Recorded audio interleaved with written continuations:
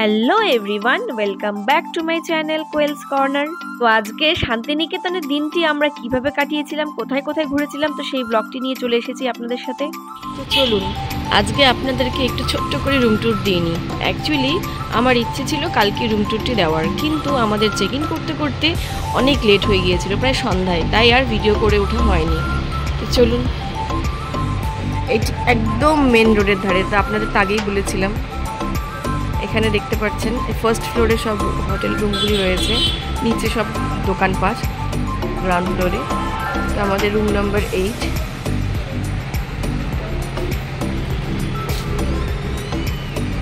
এই যে একটি রুম ছিল আমাদের, ডাবল বেড আর এই রুম।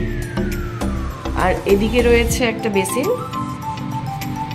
আর এদিকে ওয়াশরুম, আর এদিকে একটা মিরর। তো সকালবেলায় ঘুম থেকে তাড়াতাড়ি উঠে চা খাওয়ার জন্য আমরা একটু বাইরে বেরিয়েছিলাম। তারপর সেখান থেকে এসে ফ্রেশ হয়ে স্নান করে একদম ঘুরতে যাওয়ার জন্য পুরোপুরি রেডি হয়ে নিয়েছি। এই জুয়েলারি, পোড়ামাটির জুয়েলারি আমি কালকে কিনেছি, তো ওটাই আজকে আমি শাড়ির সাথে ম্যাচিং করে পরেছি। তো এখন 9:30 বাজে।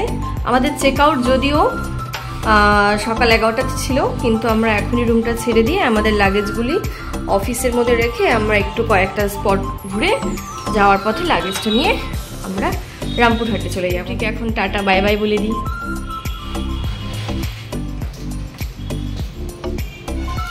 আচ্ছা, তো আপনাদের একটি ইম্পর্টেন্ট ইনফরমেশন দিয়ে রাখি, শান্তিনিকেতনের হোটেলগুলিতে কিন্তু চেক আউট টাইম সকাল 11টা।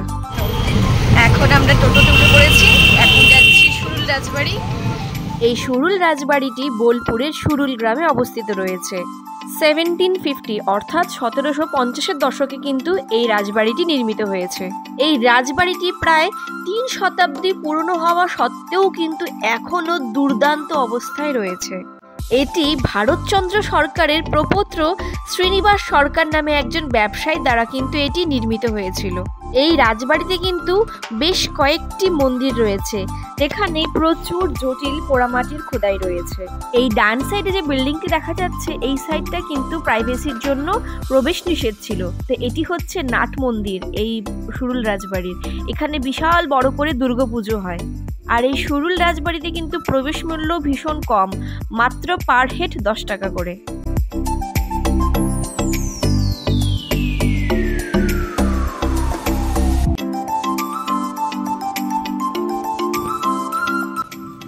চলে এসেছি আমরা সুরুল রাজবাড়িতে। তো আমরাই ফার্স্ট, এখনো পর্যন্ত কেউ আসেনি। পুরো রাজবাড়িটি ফাঁকা, একদম ফাঁকা, কেউ নেই।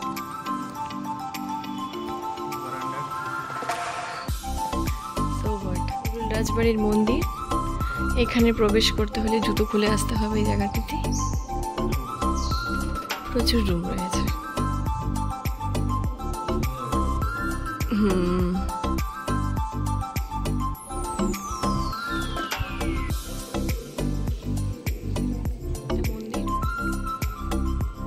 আমাদের এখন সুরুল রাজবাড়ি ঘোরা শেষ। এখন আমরা যাচ্ছি সৃজনী শিল্প। চলে এসেছি এখন সৃজনী শিল্প হাটে।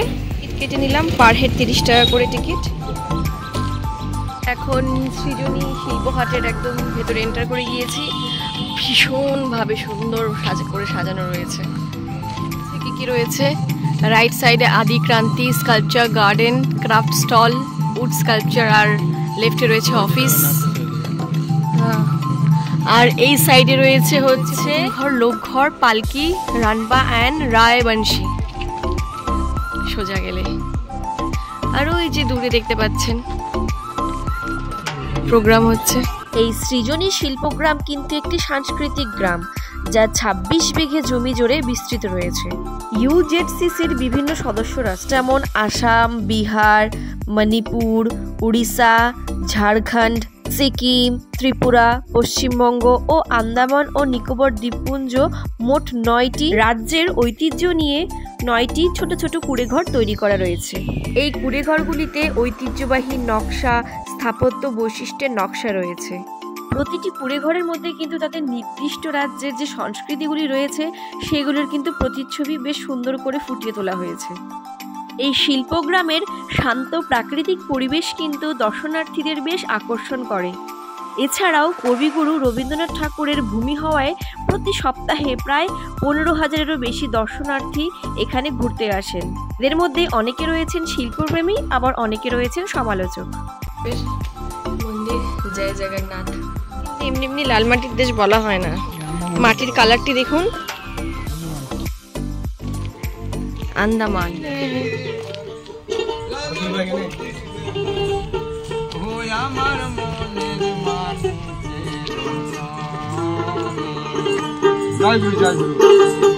ওরে চাতক বয়হর নিশি যে আছে কালো শোষি চাতক বয়হর নিশি যে আছে কালো আমি হব বলে চরণ দাসী, হব বলে চরণ দাসী, ওটা হয় না কপাল পুনে, আমার হয় না কপাল পুনে, আমার মনের মানুষের সনে, আমার মনের মানুষের সনে। তো এই কুড়েঘরগুলিতে কিন্তু 1000-টিরও বেশি নিদর্শন রয়েছে। তো আমরা আন্দামান ও নিকোবরের যে কুড়েঘরটি রয়েছে, তো সেখানে এন্টার করার সাথে সাথে দেখলাম পাশে একজন বসে বেশ সুন্দর বাউল গান গাইছিলেন। তো আমরা বেশ অনেকক্ষণ দাঁড়িয়ে বাউল গানটি শুনলাম। বিশাল বড় হাট, বাজার বসেছে, প্রচুর স্টলস রয়েছে। সৃজনী শিল্পহাটের ভিতরেও অনেক দোকানপাট রয়েছে। এই যে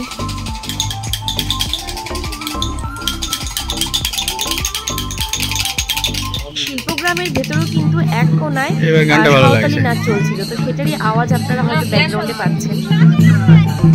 সৃজনী শিল্পহাট প্রায় ঘোরা শেষ, এখন আমরা বেরিয়ে যাচ্ছি।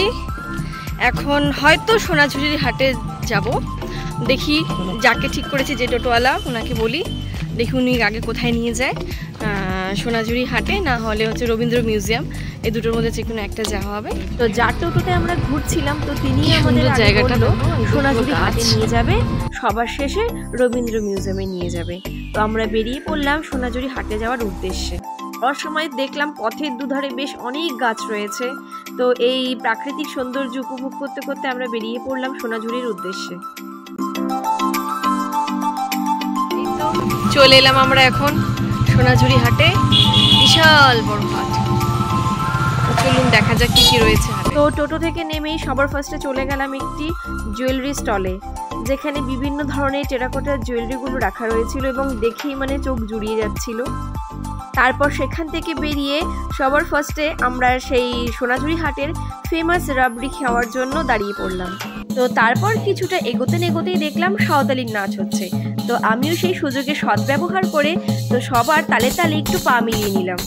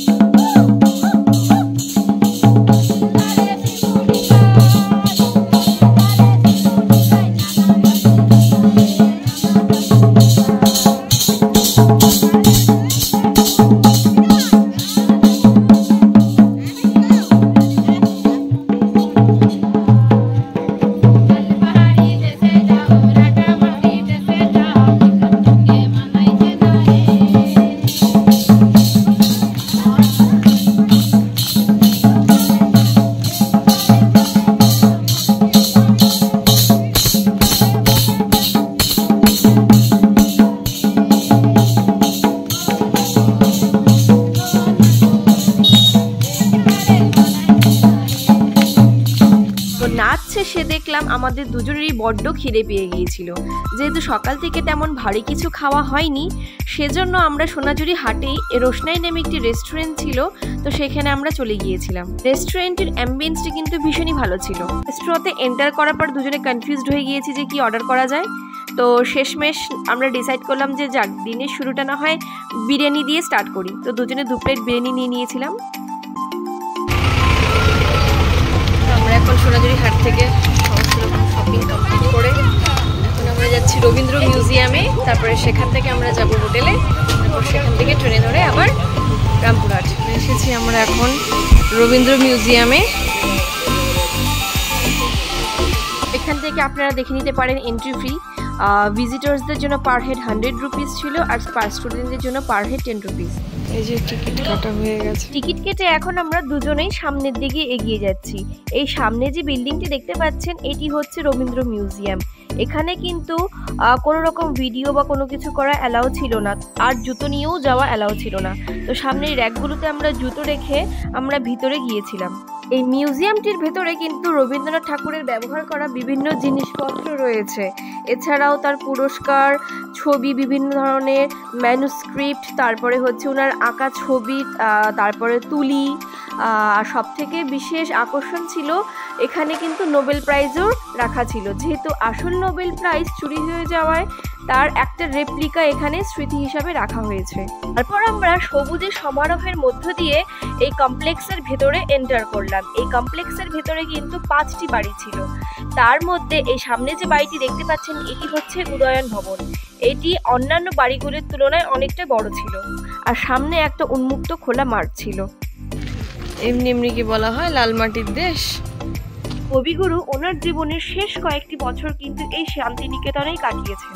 কবিগুরুর ব্যবহার করা একটি গাড়ি এই রবীন্দ্র মিউজিয়ামের কমপ্লেক্সের একটি কাচের ঘরে সংরক্ষণ করে রাখা হয়েছিল। তো সেই গাড়িটির সামনে আমরা দুজনে একটু ভিডিও করে নিয়েছিলাম। তো আমরা যেই সময় গিয়েছিলাম সেই সময় অন্যান্য আরও 4টি যে বাড়ি রয়েছে এই কমপ্লেক্সে, সেখানে মেরামতির কাজ চলছিল বলে সেগুলিতে টুরিস্ট অ্যালাউড ছিল না, সেই জন্য আমরা সেখানে আর যাইনি।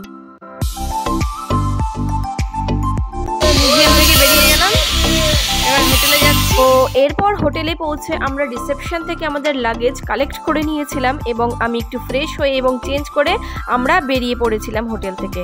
তো এটি হচ্ছে আমাদের হোটেলের এন্ট্রান্স রিসেপশন।